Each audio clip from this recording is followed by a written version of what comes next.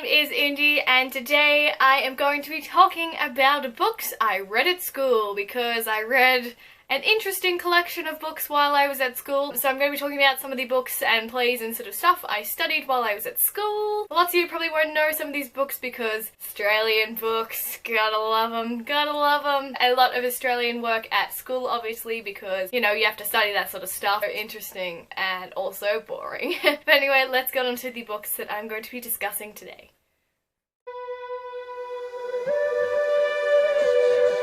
So the first book I remember studying in year 8 was Hatchet by Gary Paulsen. I feel like we were studying another book before that or we were doing something and I remember we had to read this and I didn't read it all because I didn't finish it in time because I'm such a slow reader and I also didn't care. It wasn't that good. So this one follows a young 14-year-old boy and he's flying a plane and the plane crashes in the Canadian wilderness and he has a hatchet and he survives in the wilderness and I think that's basically the story. I don't really remember because I didn't really read it and nor is the synopsis, which I looked up, giving it away that much. Anyway, I had to write some sort of essay on it. You know, it's like there's a theme that you have to talk about or something rather like survival, so then you have to like weave in quotes and things. What is it? Expository essay? Is that what it's called? Yeah, I think that's the one.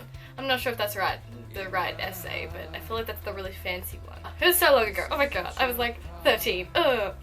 What is that? So in year 9 from memory I studied 2 books. The first book I studied was Holes by Louis Sachar. I'm so sorry if I said that wrong, I really don't know how to say it. Obviously, I didn't weave the author's name into my essays back then at all because I feel like I would have known how to say the names. But this one was good. I knew I'd seen the movie before and stuff, I think, and so the best part about books when you read them for school, if there's a movie, you get to watch it afterwards, and it's always the best thing ever. But I think it was a pretty good book. I think I enjoyed it. I'm not sure if I finished this one either. I have a feeling I probably didn't, but I know the story, and I'm pretty sure all of you know the story, so I'm not sure if I really need to describe it. But you know, it's about Stanley and he gets caught stealing shoes, but I think just some guy runs and chucks them at him and he's holding them. I haven't read the synopsis yet, so we're just remembering.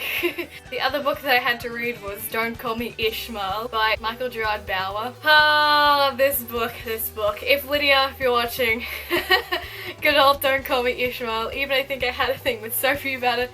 Stupid books, stupid Australian books, gosh damn it. That's right. I just read the synopsis and it was stupid. It's about this kid and he's like, I have Ishmael Lassua's disease syndrome for not fitting in. So basically it's about a 14-year-old boy who doesn't fit in at school and he's created a syndrome called Ishmael Lassua's syndrome because it's his name and he's saying that like he just doesn't fit in. I'm not sure if it had something to do with race identity. I have a feeling that's what it was sort of about when we were studying it and that's why we had this one, but yeah, it was not good. It was not good. Not good. I don't like these books. Why do we always pick such rubbish books? So heading on to year 10 and I studied 2 books this year. One was a play and one was just a normal book. This was in 2011, so I remember when we started reading this book our teacher said, oh, the movie's going to be coming out this year, and we were all so excited. She's like, oh, you know, at the end of the year we can go watch the movies. No, it didn't come out till 2012 I think, so cheers Mrs. Doyle. Singling her out. Anyway, that was The Hunger Games by Suzanne. Yes, I got to read this at school. I didn't actually know what it was, I think, before it began, and I think all 3 of them were like already out. A few people had actually read them, but I didn't even really, know what they were, but I read them all at school in class pretty much. I think we had like some holiday time to read it, and then we had like a whole term, so I like read the other ones, but I did an essay on this one, and I remember I really loved it. It was in exam conditions, so basically you wrote the essay, you sort of got your teacher to check it like on the DL, and then you had to go and write it in exam conditions. So I wrote out this essay that I wrote, like 2 full pages, like 50 times, but I remembered every single word, down to it, like literally, I had it so to the point that I could tell when there was a word missing, like I knew the spacing of how it should look. So sometimes I knew I had a nice descriptive word and I was like, it's missing, and so I'd like leave a little asterisk so I knew I had to come back and add the thing in. It was like insane. I remembered every freaking word. It's such a good one to study and I loved it, and I love this cover. How good is this cover? Oh, such a good one.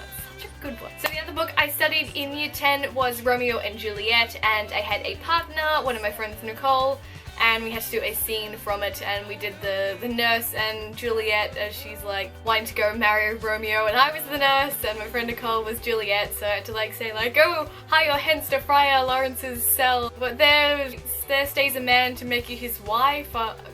Now comes the wanton blood up in your cheeks. They'll be in street something or others at any time, mile, I can't remember what it is. I remember some of it, like on time to time when I'm just like really zoned out, I can remember like the whole thing, and I'm like, what? This was like forever ago, but anyway. That's how much I practiced it. See? I know these things. Moving on to year 11, I studied one absolutely crap book again and a play. So the crap book was...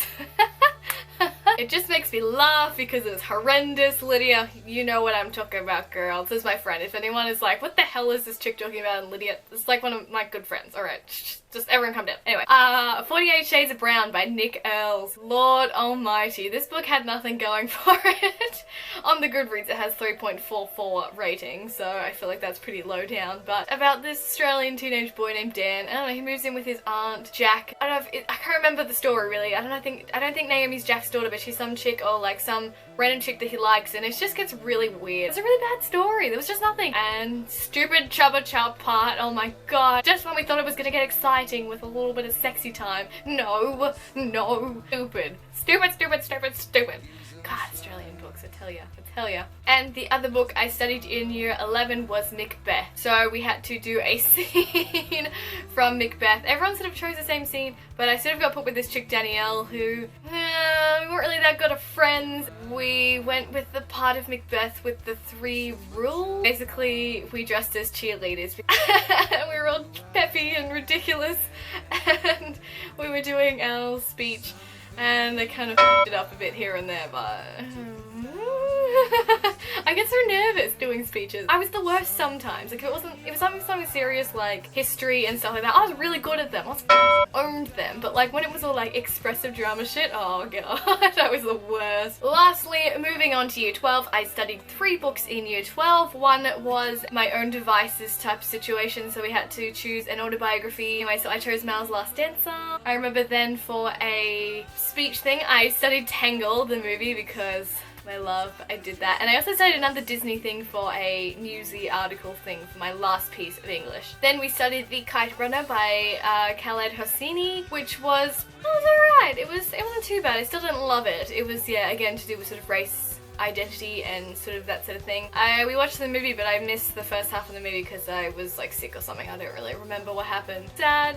It was sad. Yeah, it was. I don't really remember what I can really say about it, but I'll put all these books down below so you can check them all out. The last book I studied was the play The Crucible by Arthur Miller. Yeah, I hated it. We watched the movie and it wasn't that good, and I hated it because it was a monologue and I up so bad. Like literally it's like one of those regrets in life, like you know when you think back to it and you just want to cry and you hate yourself. It's like one of those moments. I just stuffed it up so bad. I thought it was going to be good because I was in the room in the session with all of my best friends, but I feel like that just made it worse. Oh my god, it's miserable when I think about that time. She have a story about a harlot chick basically, and she tries to get it on with this older farmer dude, and then she's a witch, and then everyone's a witch, and we want to burn everyone, and I don't know, it was in that time that like, I don't know if it's like the civil times in America or something or other, I don't know. Alright, see, this is how much I really didn't care about the book.